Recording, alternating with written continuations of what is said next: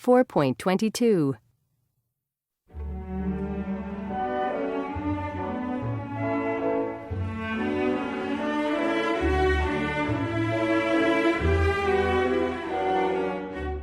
In 1885, Tchaikovsky wrote to a friend, "These days I dream of settling in a village not far from Moscow where I can feel at home."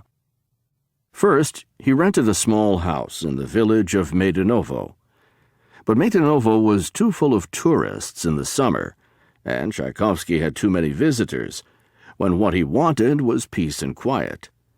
Eventually, he found the perfect house in the small town of Klin. It was 52 miles northwest of Moscow, and he lived there until his death on November 6, 1893. It is the place where he wrote his last major work, Symphony No. 6, or the Pathétique as it's sometimes called. It's a gray wooden house with a green roof. Tchaikovsky's servant Alexei lived on the first floor, and the kitchen and dining room were on the second floor. Tchaikovsky himself lived on the third floor. The living room and study, where his piano is located, is the largest room in the house, and there is a fireplace and a bookcase with his music books. His writing desk, where he wrote letters every morning after breakfast, is at the end of the room. But the place where he composed music was in his bedroom, on a plain, unpainted table overlooking the yard. In his final years, Tchaikovsky's great love was his yard. It was not a neat English-style garden, but more like a forest.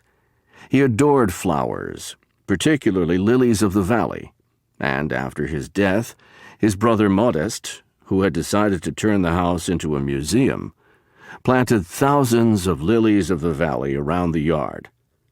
In 1917, after the Bolshevik Revolution, an anarchist named Doroshenko lived there with his family.